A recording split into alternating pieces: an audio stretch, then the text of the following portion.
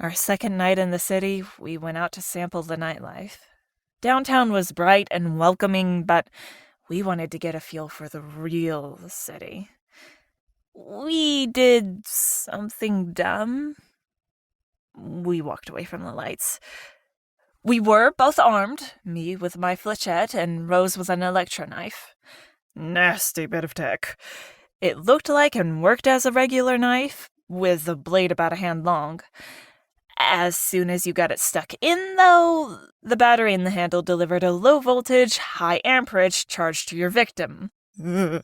Made even a minor wound potentially lethal, and dead people didn't keep fighting. We felt capable. And maybe that irritated the streetwalkers. The first warning we had was when the slug weeded past us before smacking into the side of the building. Chips of brick peppered our skin. Another bullet missed us, with more chips speckling us. We ran. There wasn't a plan or time to talk about a direction. We went. That was our second mistake. I ran right into their tripwire, and only the leather of my boots kept me from losing a foot. I went ass over tea kettle, throwing my arms out to stop my face from smacking into the concrete. Rose saw what happened and slowed, her knife out, pulling me to my feet with the other hand. Any idea which way the shots came from? I shook my head. I didn't get a good look at the angle. Neither did I. We need to get off this street. I looked around. The next intersection was about 70 or 80 meters ahead, but there were storefronts with recessed entrances between us and the corner. They looked deep enough to hide a person, or three. I pulled my flechette, took it off safety, and pointed. To the corner, fast as we can, and right. Once we're out of sight of the street, we can get our bearings and head back. We'll grab our stuff and get the next flight anywhere. Rose nodded. On 3. 1, 2, 3! Rose took off at a dead sprint, covering the sidewalk with rapid strides, putting a little weave into her otherwise straight-line path. I followed. Or tried to. Pain.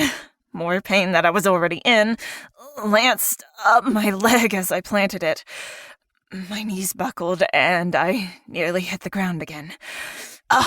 Son of a bitch! I couldn't stop my curse, and Rose looked back. Keep going! I shouted. I'll catch up! Rose didn't listen. No, she stopped, turned, and ran back. No! Too late. A pair of hands reached for her from one of the recessed doors. They grabbed the wrong arm. Rose swung the knife, connecting with the fleshy part of his upper arm. He released her, then let out a strangled screech as the battery discharged.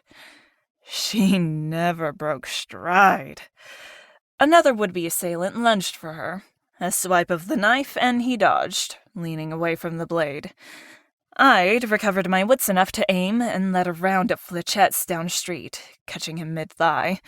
He dropped, hands flying to his bleeding leg. A third body went for her knees and knocked her down. I strained, but couldn't see a clear shot as they rolled on the sidewalk. Rose raised her knife hand and brought it across his throat. He spasmed, then lay still. I levered myself to stand, gun level, scanning for movement. I didn't see anyone. The one I'd shot was gone, lost in the excitement, so I eased towards Rose and her victim. Rochelle? I caught myself before I used her name, remembering her cover. Never gonna leave you behind, Emily.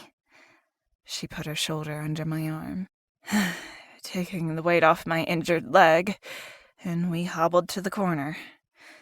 Nobody else tried for us?